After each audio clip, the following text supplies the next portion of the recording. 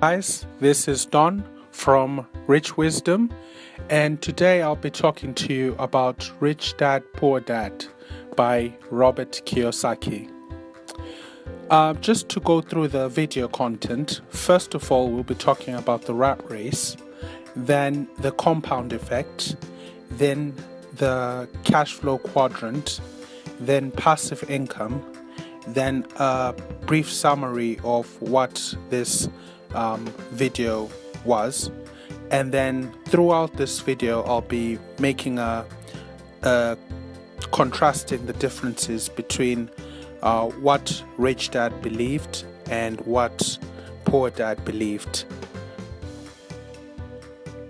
Now let's start with Poor Dad.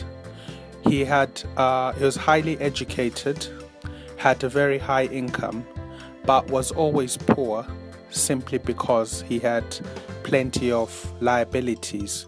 I mean, every time he got a pay rise, he'd purchase a new flat screen TV or a new car, while Rich Dad, on the other hand, was less educated, had less income, but was always rich and had plenty of assets. These assets were in the form of rental properties and big businesses. Now let's look at Poor Dad and understand where he was going wrong. So first of all, he would trade his time for money, and greed would kick in, which meant that he would rush off and buy a new liability, a nice car. Then he would actually run out of money, which would make him super fearful, which then made him run back to his job. And so this is what they call the rat race. Now, if we look at what Rich Dad did that was so different, he would have some money saved up, which he would use to invest in a rental property, for example. And then the people who'd live in that property, his tenants, would pay him rent every month.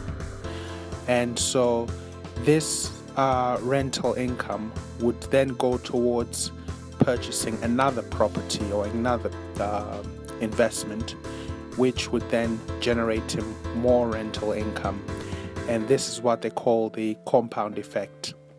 And at the same time, over time, the values of these properties would go up, and which meant that if he decided to sell his properties at the end, he'd still make quite a lot of money.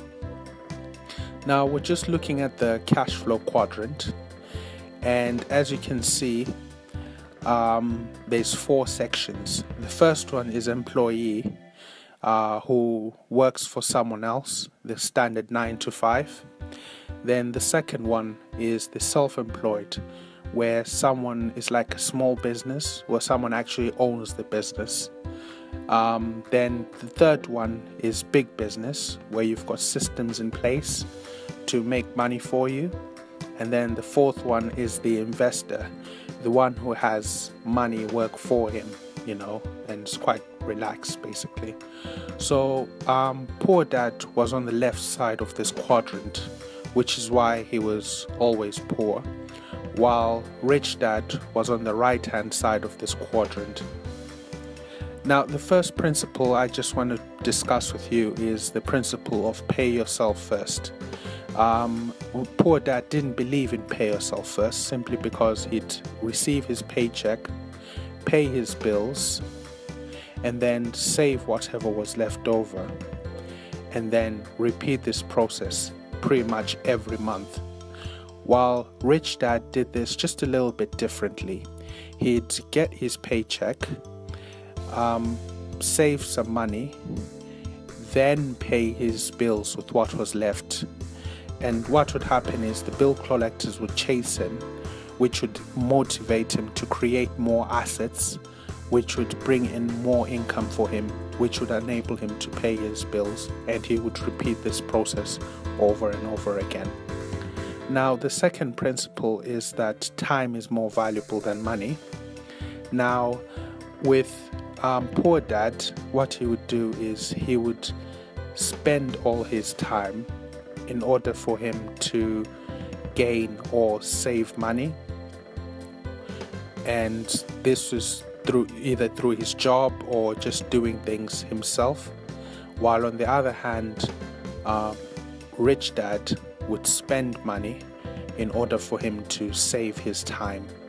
And the thing that people need to understand is that your time is very limited, and sooner or later it will run out. Now, in summary, I just want to advise people to read more books, more self-development books. Read Rich Dad, Poor Dad, of course. Research your assets, and remember to subscribe. Thank you.